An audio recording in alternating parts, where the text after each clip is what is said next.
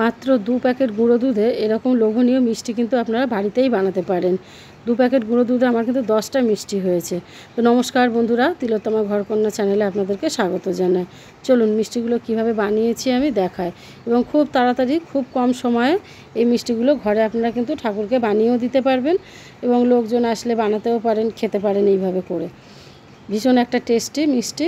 তো চলুন, একটু 2 প্যাকেট গুঁড়ো দুধ ভালো করে আমি ঘি দিয়ে দিয়েছিলাম ফ্রাইং প্যানে, দিয়ে জল দিয়ে দিলাম হাফ লিটার মতো, দিয়ে গুঁড়ো দুধটা ভালো করে গুলে নিচ্ছি।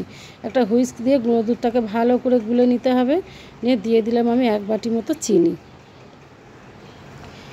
চিনি দিয়ে ভালো করে দুধটাকে নাড়তে হবে, জাল দিতে হবে, এবং অনেকক্ষণ ধরে জাল দিয়ে একটু ঘন হয়ে আসবে। দিয়ে দিলাম 1 বাটি টক দই। এই টক দইটা দেওয়ার কারণ হচ্ছে এই মিষ্টিটা ভীষণ ভালো হয়। তো দিয়ে দিলাম একটু স্যাফরন ওর মধ্যে, একটু কালারিংয়ের জন্য, দিয়ে ভালো করে খুন্তি দিয়ে নাড়তে হবে। এবং এই রসটা যতক্ষণ না কমে আসবে, বা এই জলটা যতক্ষণ না কমে আসবে, ততক্ষণ কিন্তু খুন্তি সমানে চালাতে হবে। আপনারা বাড়িতে এরকম পুজো করলে কিংবা কোনো অনুষ্ঠানে তো এরকম একটা পরিষ্কার পরিচ্ছন্নভাবে ঘরেই কিন্তু মিষ্টি বানিয়ে দিতে পারেন ঠাকুরকে পুজো দেওয়ার জন্যে, কিংবা নিজেরাও খেতে পারেন। রাত্রেবেলা রুটির পাতে এই মিষ্টি কিন্তু ভীষণ ভালো লাগবে খেতে। তো খুন্তি আমি সমানেই চালিয়ে যাচ্ছি, দেখছেন নিচে যেন ধরে না যায়। তো এই কারণে আমি ভালো করে খুন্তি চালিয়ে চালিয়ে মিষ্টিটাকে কিন্তু তৈরি করছি। দিয়ে দিলাম 1 চামচ মতো গোলাপ জল। এই গোলাপ জলটা দেওয়ার জন্যে কিন্তু মিষ্টিটা ভীষণ সুন্দর একটা গন্ধ ছাড়বে। হ্যাঁ, এবং বাড়িতে মনে হবে একটা মিষ্টি তৈরি হচ্ছে। গোলাপ জলটা দেওয়ার ফলে ঘর একদম গন্ধে মম করছে কিন্তু। আর ঘিটা দিয়েছিলাম এর মধ্যে, তো আরও এই কারণে মিষ্টিটা থেকে কিন্তু ভীষণ ভালো একটা সেন্ট ছাড়ছে। তো খুন্তি সমানে চালাতে হবে, দেখছেন ভালো করেই। আর এর মধ্যে খুন্তি বন্ধ করলেই নিচে লেগে যাবার ভয়। তো এই কারণে যতক্ষণ না রস মরবে ততক্ষণ পাক দিতে হবে মিষ্টিটাকে।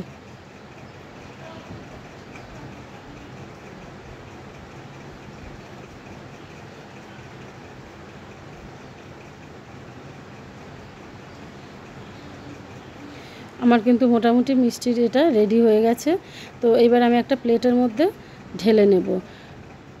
প্লেটে আগে থেকে একটুখানি ঘি মাখিয়ে রেখে একটু ব্রাশ দিয়ে একটু ঘি মাখিয়ে রাখবো, এই কারণে যে যাতে মিষ্টিটা যখন আমি কাটবো তখন যাতে তলায় না লেগে যায় এবং আটকে না যায়।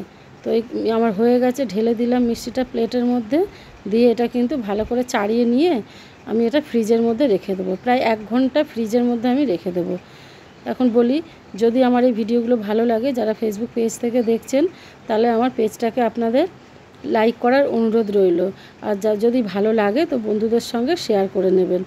আর যারা ইউটিউব থেকে দেখছেন ভিডিওগুলো আমার, তো ইউটিউব চ্যানেল থেকে যারা দেখবেন তারা আমার নতুন হলে চ্যানেলটাকে সাবস্ক্রাইব করে দেবেন। পাশে থাকা বেল আইকনটা তো অবশ্যই প্রেস করতে হবে, জানেনই, না হলে কিন্তু এটা নোটিফিকেশান যাবে না। যখনই আমি নতুন কোনো ভিডিও আপলোড করব আপনাদের কাছে নোটিফিকেশান চলে যাবে। তো হয়ে গেছে, ফ্রিজ থেকে আমি 1 ঘন্টা পরে বের করে রেখেছি।